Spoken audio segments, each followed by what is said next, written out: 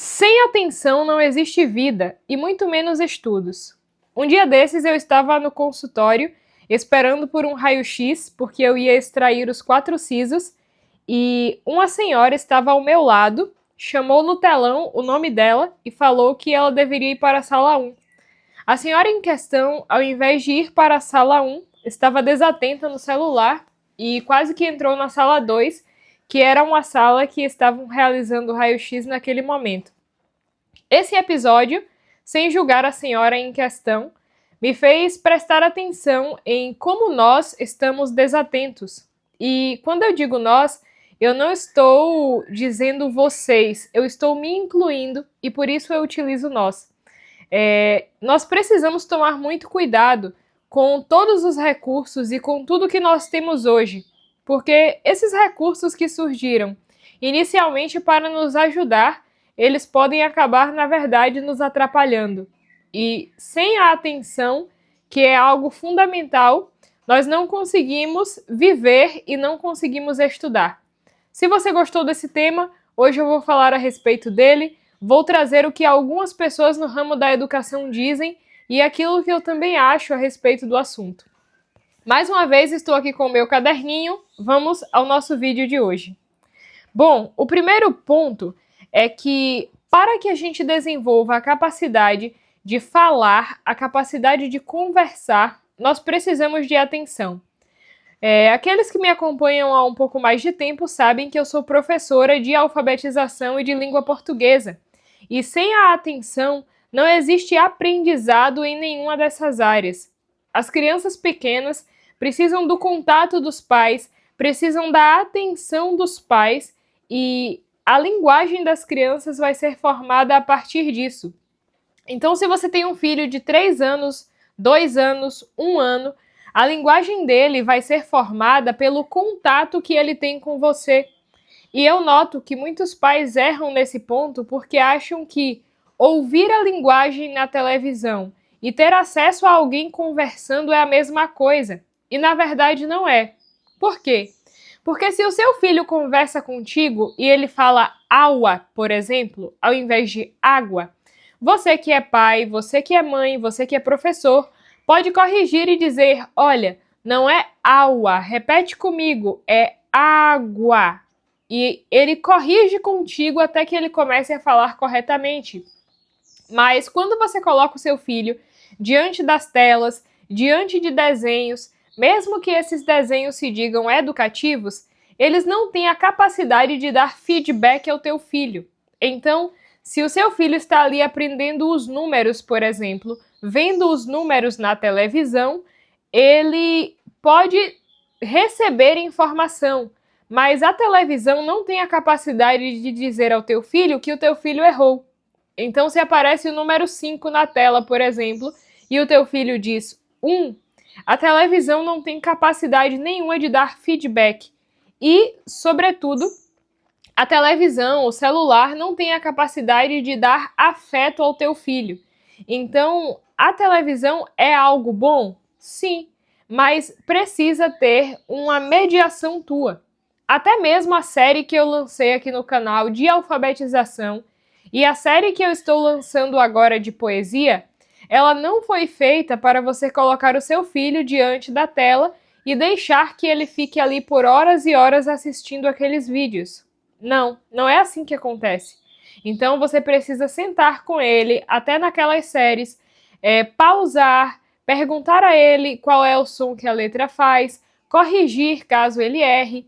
Aquilo dali é como que um guia para pais, é um guia para dizer, olha, para alfabetizar o caminho é esse. Então esse é o objetivo da série, mas não é colocar o teu filho diante da televisão e achar que ele vai ser alfabetizado sozinho, porque isso na verdade não vai acontecer. Então, primeiro ponto para ficar bem claro, para desenvolver a linguagem, para desenvolver qualquer conhecimento que seja, é necessário que haja contato humano, é necessário que haja feedback, é necessário que haja correção e, sobretudo, é necessário que haja afeto. Segundo ponto, não é possível aprender sem atenção. Então, isso é algo que, para os antigos, estava bem colocado. Todas as pessoas da antiguidade sabiam que para aprender é necessário ter atenção. Por esse motivo, você vai ler o opúsculo sobre o modo de aprender do Hugo de São Vítor, ele fala sobre a atenção. Você vai ler sobre aprender do Gilberto de Tournai, ele fala a respeito da atenção. Mais recentemente, o Stanislas Dehaene, autor de 2 livros, Os Neurônios da Leitura e Como Aprendemos, tem também outro, que é o 3º livro, Como Pensamos, e o Stanislas, que é um autor mais recente, mais voltado para a neurociência, também fala que para aprender, um dos pilares principais é a atenção. Por que isso? Porque aprender é colocar dentro da tua cabeça algo que está no mundo exterior. Por exemplo, existe um cachorro no mundo exterior. Até que eu apreenda o que é um cachorro, quais são as funcionalidades principais do cachorro, qual a finalidade do cachorro, eu preciso ter a atenção de observar aquele cachorro por tempo suficiente. É por esse motivo que as pessoas que são mais observadoras são as pessoas que mais aprendem e que aprendem mais rápido. Por quê? Porque elas têm essa capacidade de atenção, essa capacidade de observar. Então, se você notar, crianças um pouco mais agitadas e que observam menos têm um pouco mais de dificuldade de aprender, enquanto que crianças que são mais calmas e têm mais capacidade de observação, elas aprendem mais rápido, justamente porque elas têm mais capacidade de observação. E não é que uma pessoa mais agitada não possa aprender, mas essa pessoa vai precisar desenvolver mecanismos para se tornar alguém mais observador, porque é através da observação que nós aprendemos. Então, é de tanto observar uma coisa que a pessoa forma um conceito, que a pessoa compreende algo. Por exemplo, hoje em dia nós chegamos à escola e as 4 estações parece algo que nós precisamos tão somente decorar para a prova. Mas pensa comigo, a pessoa que compreendeu as 4 estações pela primeira vez na vida, essa pessoa não fez a partir de uma leitura rápida, ela não fez a partir de um vídeo, mas essa pessoa teve que observar anos e anos as estações passando e ver que ali tinha um padrão. Então, aprender envolve a atenção, envolve captar padrões na realidade. E isso daqui é muito importante. Por quê? Porque se a gente não tem atenção e se a gente não tem tempo de parar e observar, nós não vamos aprender.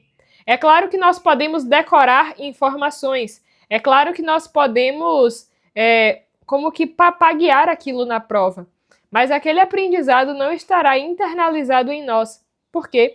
Para que o aprendizado se internalize, é necessário observação e atenção. Por isso eu te faço um adendo aqui, um chamado. Toma cuidado em relação às telas, toma cuidado em relação à quantidade de tempo que você e o seu filho passam nas telas. Porque, embora haja uma ilusão de informação sendo passada, a inteligência não é educada por quantidade de informação, mas sim por qualidade de informação e por tempo necessário para meditar aquilo. Então, os assuntos de gramática que eu explico nas minhas aulas, por exemplo, não basta que o seu filho tenha a informação daquilo, ele precisa meditar naquilo. A cada ano que passa, eu me torno melhor em língua portuguesa. E isso acontece por quê? Porque a todo momento eu estou meditando em cima daquilo e por dia eu passo no mínimo 4 horas dando aula a respeito disso. Então, todas as vezes que eu estou dando aula, eu estou meditando no mesmo assunto de novo. Quando eu dou aula, a meditação ainda é melhorada, porque eu tenho que me esforçar ao máximo para tornar claro para o meu aluno. Então, por favor, toma cuidado com essa capacidade de atenção sua e do seu filho. Vocês precisam ter capacidade de atenção para estudar e para fazer qualquer coisa na vida, inclusive para amar. Você amar o seu filho e o seu filho te amar. Porque quando a gente ama alguém, a gente precisa estar atento às necessidades da pessoa, a gente precisa estar atento aos gostos e desgostos da pessoa, e isso não vai acontecer se nós não tivermos atenção.